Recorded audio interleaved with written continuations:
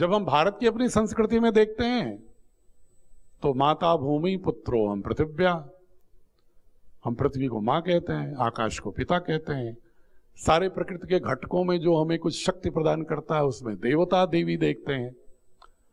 तो ये जो भाव था, यस्तु सर्वाणि भूतानि आत्मन्येव अनुपश्यति, सभी भूत में, सभी पदार्थों में, सभी घटकों में जो एक खुद को देखता है, सब में खुद को, खुद में सबको देखता है, ये जो भाव है ये तो ह्यूमन डेमोक्रेसी से भी बियॉन्ड डेमोक्रेसी है। हम मनुष्यों के फंडामेंटल राइट की बात तो करते हैं, लेकिन जानवरों का फंडामेंटल राइट नहीं क्या है इस पृथ्वी पर? क्या पक्षियों का कोई मूलभूत अधिकार नहीं है? हमने ऐसे ग्रोथ मॉडल अपना लिए कि पूरी दुनिया से तमाम प्रजातियां एक्सटिंक्ट हो गई, विलुप्त हो गई। क्या उनका कोई फंडामेंटल राइट नहीं था? उनके लिए धारा 21 नहीं लागू होती क्या, राइट टू लिव? तो हमने जो अपने लिए सिर्फ मानव केंद्रित जो एक मूल्यबोध विकसित किया, जबकि पार्टिकल फिजिक्स भी कहती है कि every particle in the cosmos is related and dependent on other particles in the cosmos. No particle has its identity in isolation, it is related and dependent on all other particles in the cosmos. तो जहां हम इतने inter related हैं, आज physics भी कह रही है, शोध कह रहे हैं, हमारे ऋषियों ने पहले ही कहा, अगर वो वैल्यू सिस्टम होगा तो हम न्यूक्लियर साइंस पढ़ेंगे, न्यूक्लियर बम बनाने की बजाय न्यूक्लियर रिएक्टर बनाएंगे कि अफोर्डेबल एनर्जी कैसे आए। हम सोलर एनर्जी का अफोर्डेबल कॉन्सेप्ट तलाशेंगे, विध्वंसक नहीं होंगे। ये जो दर्शन है भारत का, जहां पर नेपोलियन, हिटलर जैसे लोगों को, सिकंदर जैसे लोगों को महान नहीं माना जाता, बल्कि यहां महान माना जाता है हरिश्चंद्र को, जो सत्य का अनुसरण करने के लिए त्याग करते थे। राम को माना जाता है आदर्श। यहां माना जाता है सम्राट अशोक को भी तब हम महान मानते हैं जब कलिंग युद्ध के बाद उसका हृदय परिवर्तन होता है। शौर्य के साथ साथ जब तक बेनिवोलेंस ना हो तब तक हमने किसी राजा को, किसी व्यक्तित्व को महान नहीं कहा। यह संस्कृति रही हमारी। आज इस युद्ध के काल में अगर आप निगाह दौड़ाइए, विश्व युद्ध के महान, हम तीसरे विश्व युद्ध के महाने पर खड़े हैं। ये कोई डराने की बात नहीं है। अगर जो भी थोड़ा थिंकिंग पर्सनालिटीज हैं आप उसको देखेंगे, यूक्रेन रसा, इजराइल गाजा, चाइना की तैयारी ताइवान, यूएस इजराइल का क्रीमिया और सीरिया को लेकर के विवाद, ये धीरे धीरे एक ऐसे मुकाम पर खड़े हैं कि करुणा की बात करने वाली क्रिश्चियनिटी के लोग, और इस्लाम का अर्थ, अरबिक अर्थ है पीस, शांति, शांति की बात करने वाले इस्लाम के लोग आपस में केंद्रित हो गए हैं सिर्फ युद्ध और आतंक पर। तो पूरी दुनिया के लिए विकल्प कहां बचता है? किसी विचार में तो विकल्प तलाशना है हमें। कोई दर्शन ही चलाएगा ना समाज को, हथियार नहीं चलाते। साइंस और टेक्नोलॉजी आपको टूल्स दे सकती है, लेकिन उसको उपयोग करने के लिए मनुष्य के पास क्या वैल्यू सिस्टम है, क्या उसकी इथिक्स है, वो तय करेगा कि विश्व का विनाश होना है कि विश्व की कोई सार्थक प्रगति होनी है। और वो मूल्यबोध मिलता है भारत की संस्कृति में। और ये मैं ही नहीं कह रहा हूं इसलिए कि मैं भारत का हूं या भारतीय शिक्षा बोर्ड की वकालत कर रहा हूं इसलिए बोल रहा हूं, आप सभी लोगों के मन में भी होगा। और आज के जितने भी पाश्चात्य अच्छे दार्शनिक हैं, जो विल डुरांट जैसे, वो ये कहने लगे हैं कि देखो, अगर दुनिया को बचाना है, विश्व को बचाना है, तो इसका एकमात्र कहीं अगर कोई लॉ दिख रही है तो भारतीय दर्शन में ही दिख रही है। भारत की सांस्कृतिक मूल्यों में, वो मूल स्वरूप की बात कर रहा हूं, विकृतियों की बात मत अटकिएगा कि जो विकृतियां आ गई हैं फंक्शनल, उसकी बात नहीं कर रहा हूं। जो मूल उसका एसेंस है उसको पुनर्स्थापित करने की जरूरत है, ये कहने लगे। तो भारतीय शिक्षा बोर्ड का गठन भारत सरकार ने इसी उद्देश्य से किया। उसका ऑब्जेक्टिव लिखा हुआ है कि blending of ancient knowledge system with the modern education. हमें दोनों के बीच ब्लेंड करना है, मॉडर्न एजुकेशन को नेग्लेक्ट नहीं करना है, कॉम्पिटिटिव कॉम्पिटेंसी से हमें बाहर नहीं करना है, लेकिन उनको हमें उनकी नर्चरिंग इंटेलिजेंस की भी करनी है। हमें उनको, हमें उनके पोटेंशियल, जो इनहेरेंट पोटेंशियल है, जो इंट्रिंसिक कैरेक्टरिस्टिक है, उसको इग्नाइट करना है। उनके अंदर लीडरशिप क्वालिटी पैदा करनी है, कॉन्फिडेंस पैदा करना है, अपनी भारतीय संस्कृति में उनको जड़ों से जोड़ना है भारतीय मूल्यों में जो अच्छे हैं उनके साथ जुड़ना है, जो कमियां आ गई हैं व्यवहारिक रूप से उनको परिष्करण करने का सामर्थ्य पैदा करना है, और एक ऐसे नागरिक रूप में खड़ा करना है जो जम्मू कश्मीर से लेकर के कन्याकुमारी और कच्छ से लेकर के बंगाल की खाड़ी तक एक दिखाई पड़े, इथनिक लिंग्विस्टिक डाइवर्सिटीज का सम्मान हो, ना कि उसके आधार पर झगड़े या विवाद हो। ऐसा बच्चा हमें तैयार करना है। इसलिए इस बोर्ड का गठन माननीय प्रधानमंत्री ने बहुत बड़े विचार विमर्श, 5 साल विचार विमर्श के बाद फिर ये बोर्ड आया, और ये अब गवर्नमेंट ऑफ इंडिया ने इसको, अगर वेबसाइट देखेंगे तो आपको नेशनल जो बोर्ड की सूची है उसमें अगर आप उसकी वेबसाइट देखिएगा, department of school education and literacy, तो उसमें सीबीएसई के साथ भारतीय शिक्षा बोर्ड भी national school education board setup bye government of India लिखा मिलेगा आपको, गवर्नमेंट ऑफ इंडिया की साइट पर। तो इसलिए पूर्ण ऑथेंटिक लीगल नेशनल बोर्ड है। गवर्नमेंट ऑफ इंडिया ने हमें इक्विवेलेंस भी दे दिया है सभी बोर्ड के समकक्ष, भारत के स्टेट बोर्ड और नेशनल बोर्ड सबके। और इसकी भी एक छोटी सी कहानी है कि अभी तक कोप से दिया करता था इक्विवेलेंस बोर्ड के समकक्ष, या जो हमारे सर्टिफिकेट होते थे किसी बोर्ड के, उनको फॉरेन यूनिवर्सिटी में एडमिशन के लिए या किसी इंटरनेशनल बोर्ड के मार्कशीट के सर्टिफिकेट के लिए, इंडियन यूनिवर्सिटीज के लिए भी जो हमें लीगल एम्पावरमेंट मिलता था वो एआईयू से मिलता था। भारत सरकार में हमने निवेदन किया कि हमारे बोर्ड को आपको पूर्णतः गवर्नमेंट की किसी अथराइज बॉडी से नोटिफिकेशन करना होगा, equivalent to all other boards. हम कोप्से से मात्र संतुष्ट नहीं होंगे, क्योंकि COBSE is not government body and even it is not mandated by government of India to grant equivalence, but over the time it has gained that kind of status and authority historically, but it is yet not mandated by government of India, not authorized by government of India. बस system चल रहा है, जैसे होता है कि जो कुछ चल रहा है चल रहा है। अब इस पर भी चेतना वहां शुरू हो गई है। बहुत सारे जो इंटरनेशनल बोर्ड्स हैं उनको इस देश में कैसे इक्विवेलेंस है, इस पर भी चर्चाएं चल रही हैं बहुत तेजी के साथ। इसलिए चल रही हैं कि जब आप एनसीएफ और एनईपी लागू करते हो और कहते हो कि कोई भी बोर्ड इक्विवेलेंट तभी होगा जब वो एनसीएफ फॉलो करेगा, एनसीटी फॉलो करेगा, एनसीटी फॉलो करेगा, आरटी फॉलो करेगा, तो फिर आप ऐसे किसी बोर्ड को ब्लैंकेट कैसे कर सकते हो जो आपका एनसीएफ नहीं फॉलो कर रहा है? या तो उसको ले आओ उस पर। इसलिए आईसीएससी भी अब अपने को एनसीएफ के अनुकूल अलाइन करने के लिए चिंतन मंथन शुरू कर दिया। और बाकी भी जो बोर्ड्स हैं, international board, they will also be legally forced to align with NCF and all requirements for qualitative education. अब वो डिफिनीशन अलग हो सकती है कि क्वालिटी एजुकेशन हमारा है कि उनका है, किसका है। There are so many different opinions. अलग अलग बात कर सकते हैं लोग कि कहाँ फ्रीडम ज़्यादा है, कहाँ ऑटोनॉमी ज़्यादा है, कहाँ एक्सपीरियंशियल लर्निंग ज़्यादा है, कहाँ एक्टिविटी बेस्ड लर्निंग ज़्यादा है। But if you go through NCF, NCF ने सारी चीज़ों को इंटीग्रेट कर दिया है। जो भी अच्छी विशेषताएं थी, अगर आप लोगों ने एनसीएफ को पढ़ा होगा, 600 कुछ पेज का है। हाँ, ये मैं जहाँ भी जाता हूँ किसी भी शहर में और अपने शिक्षाविदों से पूछता हूँ कि एनसीएफ पढ़ा, नहीं पढ़ा, कितना पढ़ा, थोड़ा पढ़ा। थोड़ा क्या पढ़ा? शुरू का इंट्रोडक्शन पढ़ लिया।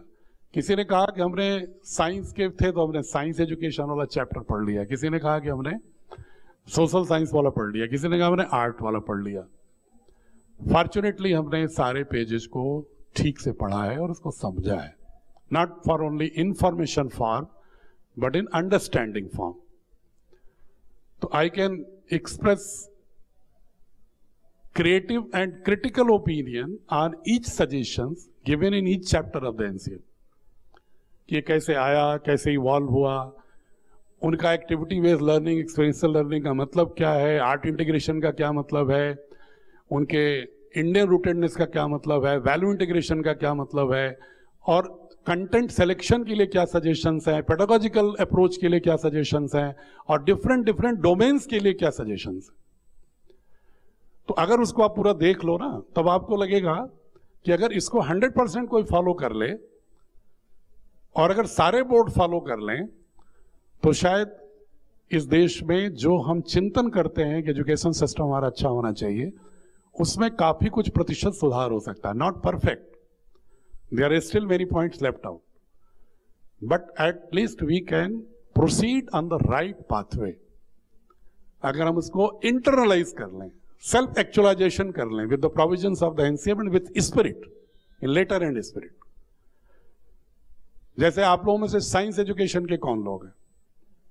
अभी कविता मैडम साइंस की बात कर रही थी ऊपर, इसलिए मैंने पूछा कि साइंस में आप लोगों में से कौन लोग हैं जो साइंस डिसिप्लिन के हैं? साइंस एजुकेशन के लिए उन्होंने अलग, एक तो आपने जनरल बता दिया, दैट आई एग्री कि आप जो बता रही हैं बिल्कुल सही बता रही हैं कि डिफरेंट स्टेजेस है, 5+3+3+4 और in each grades and things they have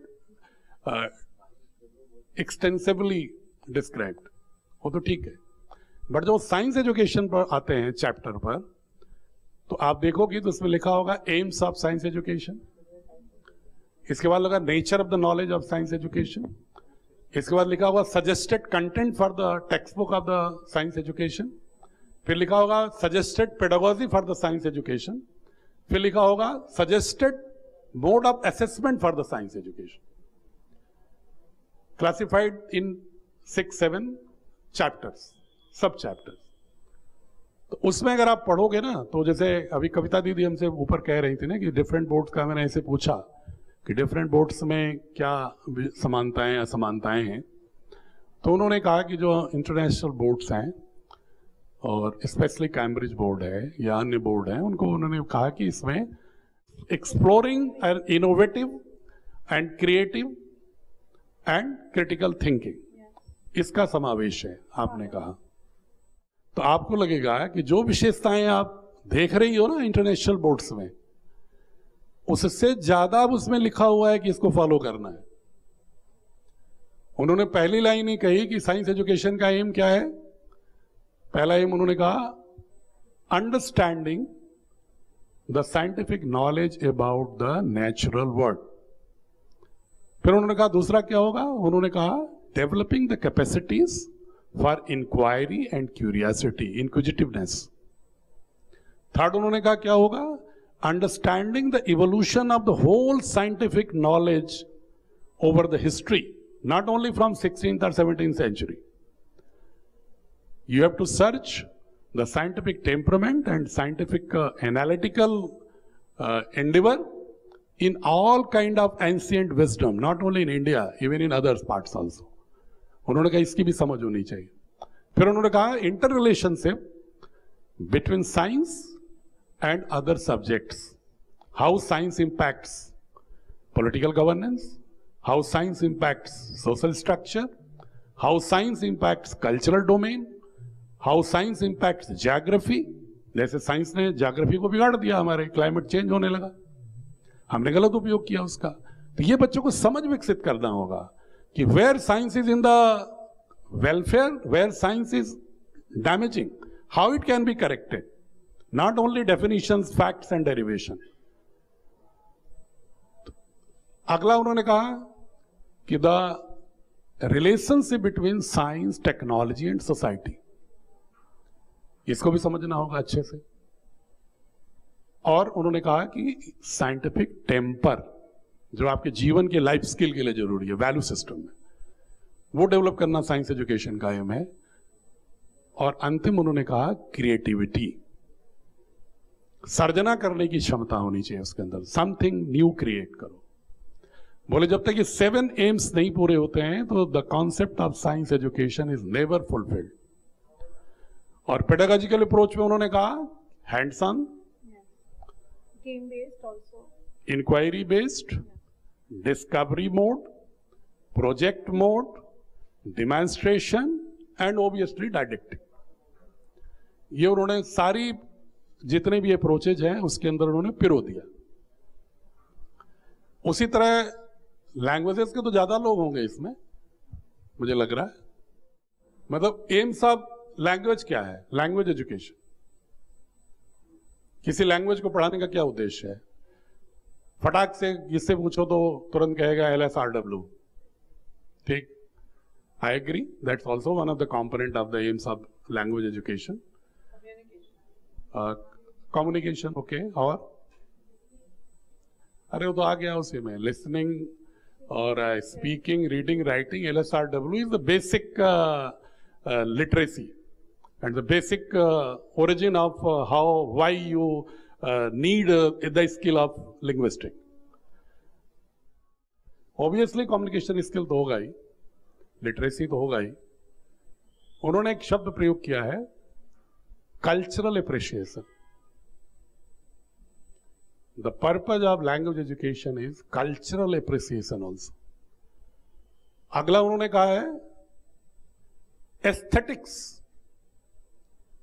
सौंदर्य बोध सही संदर्भों में समझना। अभी हम सुंदरता के गलत मापदंड करते हैं, इसलिए जेंडर डिस्क्रिमिनेशन से बहुत होते हैं, बहुत सारे अत्याचार होते हैं, क्योंकि बच्चे के मन में बचपन से हमने सही सौंदर्य क्या होता है उसको स्थापित ही नहीं कर पाए।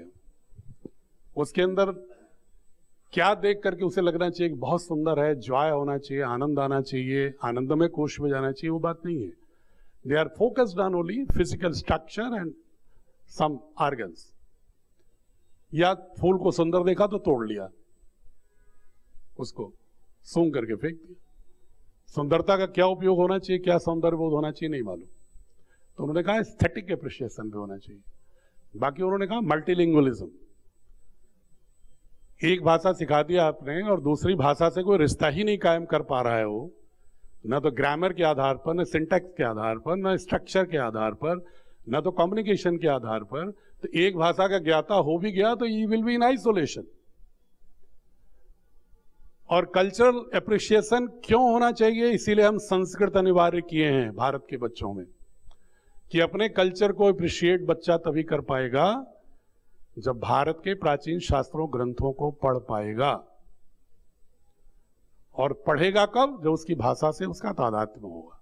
वरना सब वही साण का कमेंट्री पढ़ेगा, तो कभी कोई मैक्स मुलर की कमेंट्री पढ़ेगा और उन्होंने जो समझा उस रूप में अर्थ दे देंगे हमको, और हम अपना ओरिजिनल कोई भी मीनिंग नहीं निकाल पाएंगे, मौलिकता नहीं रहेगी। तो इसलिए उन्होंने कहा मल्टीलिंगुअलिज्म भी लैंग्वेज एजुकेशन का हिस्सा है। इसलिए अगर हमारी किताबें देखेंगी तो चाहे हिंदी की किताब भी होगी तो उसमें आपको कम से कम भारत के अन्य हर पार्ट में मूल शब्द के कम से कम हर देश के भिन्न भिन्न 5 प्रांतों की भाषाओं में उसका एक बहुभाषिकता की दक्षता का बोध मिलेगा उसमें आपको। और हमारी कोशिश ये है कि पहली से लेकर के और 8वीं तक बच्चा इस देश के कम से कम 15 भाषाओं में 50-50, 60-60 शब्द अपने निजी उपयोग की जो उपयोगिता के जो भी अवयव हैं, घटक हैं उनका, उनमें जाने शब्दों को। बिल्कुल जाकर के तमिलनाडु में और कर्नाटका में नॉर्थ इंडिया का बच्चा बिल्कुल अपने को अबोध न महसूस करने लगे कि मैं तो ये भी नहीं जानता कि इसको वृक्ष को क्या कहते हैं, भोजन को क्या कहते हैं, ट्रांसपोर्ट को क्या कहते हैं। इतना बोध होना चाहिए, लेकिन वो that should be in the relation with the language in itself, not in isolation. Otherwise he or she will fail to understand the real interrelationship between the languages. लेकिन इसी तरह से मेरा आपसे आग्रह है कि आप मेरे बोर्ड से जुड़े या ना जुड़ें,